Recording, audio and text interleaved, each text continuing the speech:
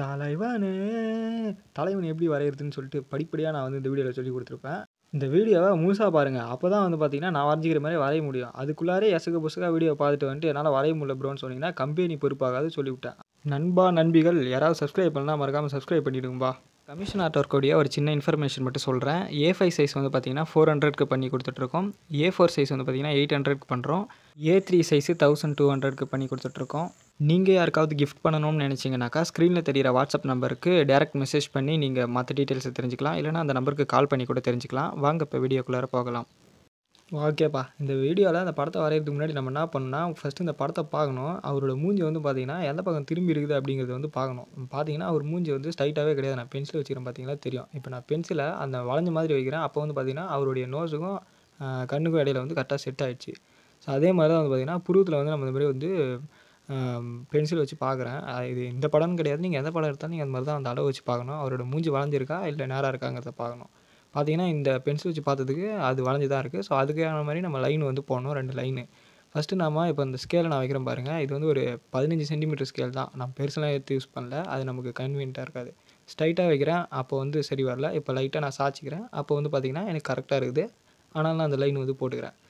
இதே மெத்தட் தான் நம்ம வந்து பார்த்திங்கன்னா சென்டர் லைன் வந்து போடணும். சென்டர் லைனுக்கும் அப்படி தான். நம்ம வந்து டேரெக்டாக வந்து நான் இப்போ ஸ்கேல் வைக்கிறேன் பாருங்கள். இது வந்து பார்த்திங்கன்னா செட் ஆகாது. லைட்டாக கொஞ்சம் வளைஞ்ச மாதிரி நான் ஸ்கேல் வைக்கிறேன். அப்போ வந்து நமக்கு வந்து அந்த வளைஞ்ச மாதிரியான ஃபேஸ் வரைகிறதுக்கு வந்து கிடைக்கும்.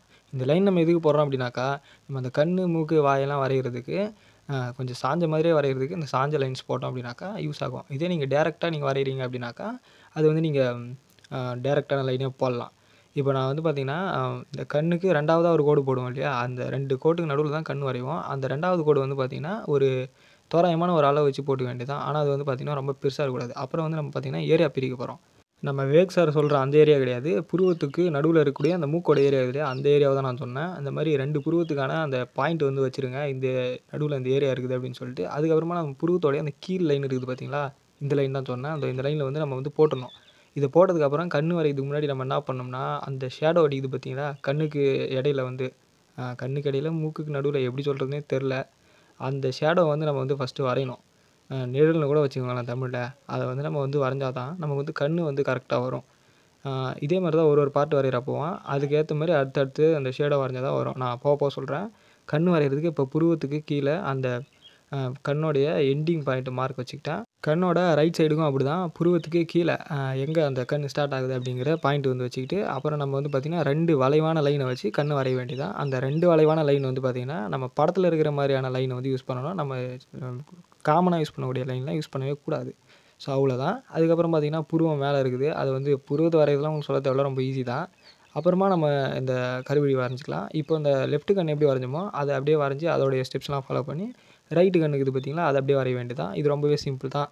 இது வந்து நான் சொல்ல வேண்டிய அவசியமே கிடையாது. லெஃப்ட் கண்ணை வரைகிறீங்க, அந்த கண்லேருந்து அப்படியே கொஞ்சம் மாடிஃபிகேஷன் பண்ணி கொஞ்சம் அதோட அளவெல்லாம் எடுத்து நம்ம ரைட் கண் வரைஞ்சிடுறோம். அவ்வளோதான்ப்பா. நான் கண் வரைஞ்சி முடிச்சிட்டேன். மூக்கு வரைய போகிறேன். நீங்களும் நான் சொன்ன மாதிரி கண்ணை வரைஞ்சிட்டிங்கன்னா அடுத்தது மூக்கு நீங்களும் வரையலாம். இந்த ஸ்டெப்பை நான் சொல்கிறத ஃபாலோ பண்ணுங்கள். மூக்கு வரைகிறதுக்கு வந்து நம்ம என்ன பண்ணுவோம்னா 2 கோடு வந்து கண்லேருந்து அளவு எடுத்துப்போம். ஆனால் அப்படிலாம் பண்ணக்கூடாது. அதுக்கு முன்னாடி வந்து பார்த்திங்கன்னா நான் காமிக்கிறேன் பார்த்தீங்கன்னா அந்த ஷேடிங்கு, அதே தான் அந்த கண்ணுக்கு பக்கத்தில் இந்த ஷேடிங் நான் சொன்னேன் பார்த்தீங்களா, அந்த ஷேடிங்லாம் நீங்கள் போட்டிங்கன்னா தான் மூக்கோட அளவு வந்து கரெக்டாக வரும். அப்படி இல்லைனா மூக்கு பெருசாக வந்துடும். அப்படி இல்லைனா நீங்கள் சின்னதாக வரைஞ்சிடுவீங்க. அதனால் இந்த ஷேடிங்லாம் இருக்குது பாருங்கள் கண்ணுக்கு பக்கத்தில், இந்த ஷேடிங் வந்து வரைங்க. இந்த ஷேடிங் வரைகிறப்ப என்ன ஒரு முக்கியமான விஷயம்னா, இது கொஞ்சம் பார்த்து வரைங்க. இதை கூட நீங்கள் ஒரு சில பேர்லாம் பெருசாக வரைஞ்சி விட்றீங்க. அப்புறம் மூக்கு பெருசாக போயிடுது. அதுக்கு கம்பெனி பொறுப்பாகாது. முன்ன சொன்ன மாதிரியே தான். இப்போ மூக்கு கிட்ட அந்த ஷேடிங்லாம் வச்சு முடிச்சதுக்கப்புறம் அந்த மூக்கோட எட்டிங் பாயிண்ட் இருக்கு இல்லையா, அந்த இடத்துல வந்து ஸ்கேல் வச்சு பார்த்தோம்னா நமக்கு அந்த கண்ணுக்கு கருவழிக்கிட்டேருந்து ஸ்டார்ட் ஆகுது. ஸோ அதனால் அந்த கருவழிக்கிட்டேருந்து இந்த இடத்துல வந்து ஒரு கோடு ஒன்று சின்னதாக போட்டுக்கிட்டு அப்படி லெஃப்ட் சைடில் இருக்கக்கூடிய மூக்கை வந்து வரைஞ்சிக்கிறேன். பார்த்தீங்கன்னா தெரியும் அந்த ஒரு சின்ன லைனு. இப்போ சேம் நம்ம என்ன பண்ணோம்னா ரைட் சைடும் அதே ஸ்டெப்ஸை தான் ஃபாலோ பண்ணணும். இப்போ அந்த கருவழியிலேருந்து அந்த மூக்குக்கான லைன் எங்கே வருதுன்னு சொல்லிட்டு சின்னதாக ஒரு மார்க் லைன் வச்சுட்டு அதுக்கப்புறமா அந்த மூக்கு வரைகிறோம். இந்த மாதிரி நீங்கள் மூக்கு வரைகிறப்போ அந்த மாதிரி பென்சில் வச்சு பாருங்கள். ஒரு பார்ட் வரைகிறப்போ பாருங்கள். அது வந்து நீங்கள் வரைகிற மாதிரி அந்த படம் வளைஞ்சிருக்கிற மாதிரி இருக்குதாங்கிறது வந்து செக் பண்ணுறதுக்காக தான் சொன்னேன். அது வந்து கண் வரைஞ்சதுக்கப்புறமா நான் மூக்கு வரைஞ்சதுக்கப்புறமா வச்சு பார்க்குறேன். கரெக்டாக தான் இருக்குது. நம்ம பென்சில் இப்போ கூட வச்சு பார்க்குற பாருங்க. கரெக்டாக இருக்கு இல்லையா, அதே தான். அப்புறம் மூக்குக்குள்ளே இருக்கக்கூடிய அந்த ஷேடிங்கோட அவுட்லைன்லாம் போட்டுக்கிட்டிங்கன்னா உங்களுக்கு ஷேடிங் பண்ணுறப்போ பென்சிலில் அது வந்து உங்களுக்கு ஈஸியாக இருக்கும். அதனால் நீங்கள் அதையும் போட்டு முடிச்சிடுங்க. அவ்வளோதான் நம்ம மூக்கு வரைகிறது. அடுத்ததாக ரொம்ப இன்ட்ரெஸ்ட்டாக வாய் வரையலாம்னு பார்த்தேன். ஆனால் மொக்கையாக முடிஞ்சு போச்சு. வாயே காணோம், ஒரு மீசை மறைச்சின்னு கிடக்குது. ஸோ அதனால் வந்து பார்த்திங்கன்னா நம்ம மீசையிலேருந்து தான் இந்த வாய் வரைகிறதுக்கு அளவு எடுக்க வேண்டியதாக இருந்துச்சு. அந்த மீசாவோட எண்டு இருக்குது பார்த்தீங்களா, இதுதான்ப்பா. இந்த இடத்துல வந்து பார்த்தீங்கன்னா, ஒரு ஸ்கேல வச்சீங்க அப்படின்னாக்கா, அந்த கண்ணு கூட ஜாயிண்ட் ஆகும். அந்த புருவத்தில ஜாயிண்ட் ஆகுது பாருங்க லைனு. நம்ம ஆல்ரெடி புருவம் வரைஞ்சிருப்போம் இல்லையா? அந்த இடத்துல வந்து நமக்கு ஸ்டார்ட் ஆகும் நமக்கு தெரியும். அதே மாரி ஸ்கேல வச்சோம்னா, புருவத்துலேருந்து இந்த லைன் எங்கே வருதுன்னு முடியுது அப்படின்னு சொல்லிட்டு அளவு வச்சுக்க வேண்டியது தான். அதே சேம் ஸ்டெப்பு தான் வந்து பார்த்தீங்கன்னா, ரைட் சைட்லயும் நம்ம பண்ணணும். போர் அடிக்குதுல்ல? எனக்கும் அப்படித்தான் இருக்குது. ஏன்னா நம்ம சொன்னதே தான் சொல்லிட்டுருக்கோம். சொன்னதே சொல்றோம் அப்படின்னாக்கா, ஆ லெஃப்ட் சைட்ல நம்ம என்ன பண்ணுறோமோ, அதே தான் ரைட் சைட்லயும் பண்ணுறோம். பட் நெறைய பேருக்கு அது தெரியாது. அதனால தான் சொன்னதே சொல்லிட்டுருக்கோம். இப்ப இந்த மீசையோட அளவு வந்து பார்த்தீங்கன்னாக்கா, ஒரு குறிப்பிட்ட லெவல் தான். அந்த மீசை நீங்க அளவு வைக்கும்போதே தெரியும். அது சின்னதா இருக்குதா, பெருசா இருக்குதான்னு சொல்லிட்டு. மீடியமான அளவுல வச்சுக்கோங்க. மீசை அந்த லைனா போறதுக்கு முன்னாடி, மீசையோடைய அந்த ஷேப்போட லைன வந்து போட்டுருங்க. அப்ப இதுக்கப்புறம் பார்த்தீங்கன்னா, பென்சில் நான் வச்சு பார்க்குறேன். இந்த பிக்சர் கொஞ்சம் கோணலா தான் இருக்கு. கோணலா தான் இருக்கணும். ஏன்னா அவரோட ஃபேஸ் சாய்ஞ்சிருக்கு இல்லையா? அதுதான் நான் சொன்னேன். அதுக்கப்புறம் வந்து பார்த்தீங்கன்னா, மீசைய நான் வரைஞ்சுக்கிறேன். அதுக்கப்புறம் உள்ளுக்குள்ள இருக்கக்கூடிய அந்த சின்ன சின்ன லைன்ஸ்லாம் இருக்குது பாருங்க. அதெல்லாம் வரையலாம். இந்த மீசைய வரைஞ்சிட்டீங்கனாலே போதும். அந்த வாய்க்குள்ள இருக்கக்கூடியதே 2 லைன் தான். எங்க வாய் தெரியுது? அதோட லைன் தானே தெரியுது. அதனால நீங்க அத வரையறதுலாம் ரொம்ப ஈஸி தான். மீசை வரைஞ்சிட்டீங்கனாலே உங்களுக்கு தெரியும். மீசையோட உள்ள இருக்கக்கூடிய ஒரு சின்ன சின்ன இந்த முடி லைன்லாம் போட்டாச்சு. அப்புறம் உள்ள இருக்கக்கூடிய அந்த 2 லைன் ரொம்ப ஈஸி நான் முன்னாடியே சொல்லிட்டேன். அதையும் போட்டு முடிச்சுருங்க. இந்த மாதிரி நம்ம வரைஞ்சு முடிச்சதுக்கப்புறம், அந்த மீசைக்கு கீழ இருக்கக்கூடிய அந்த தாடி, அந்த தாடிக்கு அ வாய்க்கும் இடையில வந்து பார்த்தீங்கன்னா, கொஞ்சம் இடம் இருக்கும். எந்த இடம்ன்ட்டு நான் சொல்றேன் பாருங்களேன். லைன் போட்டு முடிச்சிட்டிங்கன்னா உங்களுக்கே தெரியும். இந்த இதுதான். இந்த தாடி ஸ்டார்ட் ஆகக்கூடிய முடி சொன்னேன் இல்லையா? இந்த முடி தான் சொன்னேன். இத வந்து சும்மா போட்ட மாதிரி விட்டீங்க அப்படின்னாக்கா, வாய், மீசை 2மே வரைஞ்சு முடிச்ச மாரி தான் கணக்கு. அவ்வளோதான் முடிஞ்சுச்சு. இதுவரைக்கும் நம்ம பார்த்துட்டு வந்த அந்த 3 பார்ட்டையும் நீங்க வந்து நான் சொன்ன மாரி கரெக்ட்டா வரைஞ்சிட்டீங்க அப்படின்னா, நீங்க ஈஸியா அந்த படத்த வரைஞ்சு முடிச்சிடலாம். அடுத்தது இருக்கக்கூடியது ஜுஜுப்பி மேட்ரு தான் முகத்தோடைய ஷேப்பு. இத வரையறதுக்கு நம்ம முன்னாடி என்ன பண்ணோம்னா, ஒரு நெத்தியில யாரோ மார்க் போட்டுருக்காங்க பார்த்தீங்களா? அந்த மார்க்கு. அந்த மார்க்க நம்ம வரைஞ்சா தான் நமக்கு நெத்திக்கான அதாவது முடிக்கான அந்த லைன் வந்து கிடைக்கும்.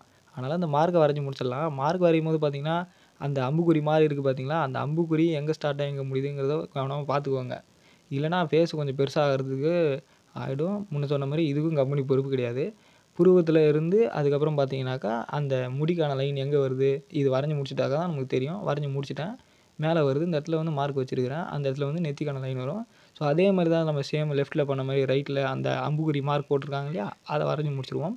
இதுலயும் நம்ம வந்து பென்சில் வச்சு பார்த்ததுக்கு கொஞ்சம் வளைஞ்ச மாரி தான் இருக்கு. அப்ப நம்ம கரெக்ட்டா தான் வரைஞ்சுக்கிட்டு இருக்கோம். மேல எப்படியோ ஃபேஸ் ஷேப்புக்கான லைன வச்சாச்சு. அடுத்ததா நம்ம வந்து பார்த்தீங்கன்னா, கீழ வைக்கணும். கீழனா சைட்ல அந்த மீசை இருக்கு பார்த்தீங்களா? அந்த மீசைக்கு பக்கத்தில வந்து பார்த்தீங்கன்னா, எங்க எவ்வளோ தூரம் வருது அப்படின்னு சொல்லிட்டு இந்த இடத்துல வந்து மார்க் வைக்கிறேன். எந்த படம் வரைஞ்சாலும் நீங்க இந்த ஸ்டெப்ப வந்து நல்லா ஃபாலோ பண்ணுங்க.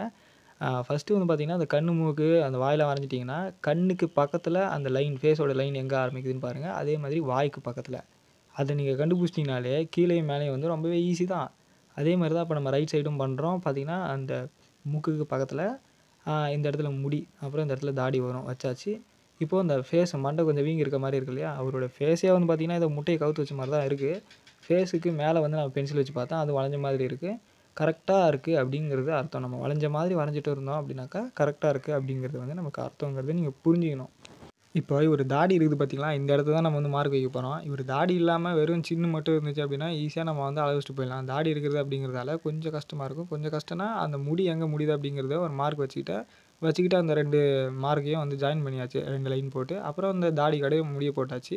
இவ்வளோ தான் நம்ம கீழ வந்து ஃபேஸோட ஷேப் வரையறதுக்கான விஷயம். ஃபைனலா காது எப்படி வரையறதுங்கிறத சொல்றேன் பாருங்க. இதெல்லாம் சப்ப மேட்ரு சால்ட் வாட்டரு. அந்த காதோடைய ஸ்டார்ட்டிங் பாயிண்ட்ல வந்து ஸ்கேல வைங்க. அது கண்ணுக்கிட்ட எங்க ஜாயின் ஆகுதுன்னு பாருங்க. கருவிழிக்கு கீழ வந்து ஜாயின் ஆகுது. பார்த்தீங்கன்னா, இந்த இடத்துல ஒரு லைன் வந்து போட்டுக்கிறேன். அதே மாரி காது எங்க முடியுதுன்னு பாருங்க. அந்த இடத்துல வந்து ஸ்கேல வைங்க. மூக்கோடைய இந்த எட்ஜ் வந்து முடியுது. அப்படியே மூக்கு கிட்ட நம்ம வரைஞ்ச படத்துல வைப்போம். வச்சுக்கிட்டு கீழ ஒரு லைன் போடுவோம். சிம்பிள் இவ்வளோ தான் பார்த்தீங்கன்னா, அதோடைய அளவு வந்து முடிஞ்சுச்சு. ஆனா, அந்த காது வரையறப்போ என்ன ஒரு விஷயம் அப்படின்னாக்கா, உள்ள இருக்குது பார்த்தீங்களா லைன் காதுக்குள்ளார, அந்த லைன வரைஞ்சிட்டு அதுக்கப்புறமா நீங்க அவுட்டர் லைனுன்னு சொல்லுவாங்க பார்த்தீங்களா, அந்த லைன் வரைஞ்சீங்கன்னா, உங்களுக்கு காதோடைய அளவு வந்து கரெக்ட்டா வரும். அப்படி இல்ல அப்படின்னாக்கா, காதோடைய அளவு வந்து தப்பா வரும். உள்ள இருக்கக்கூடிய லைனும் தப்பா வரும். இதுக்கு மேல போடுற அவுட் லைன்லாம் நான் சொல்லவே தேவையில்ல. நீங்க ஈஸியா போட்டு முடிச்சிருவீங்கன்னு எனக்கு நல்லா தெரியும். அதனால நான் வந்து வீடியோவ வந்து முழுசா முடிச்சுட்டேன். அதாவது நான் அவுட் லைன வந்து பார்த்தீங்கன்னா, டார்க் பண்ணிக்கிட்டேன். மத்த இருக்கக்கூடிய மிஞ்சி போன அவுட் லைன்லாம் வரைஞ்சு முடிச்சுட்டேன். இந்த வீடியோ மூலியமா உங்களுக்கு வந்து ஈஸியா எப்படி வரையுதுன்னு தெரிஞ்சிருக்கும்னு நினைக்கிறேன். புடிச்சிருந்துச்சுன்னா ஒரு லைக் போடுங்க, சப்ஸ்கிரைப் பண்ணுங்க, சப்போர்ட் பண்ணுங்க. அடுத்த வீடியோல மீட் பண்ணுவோம்.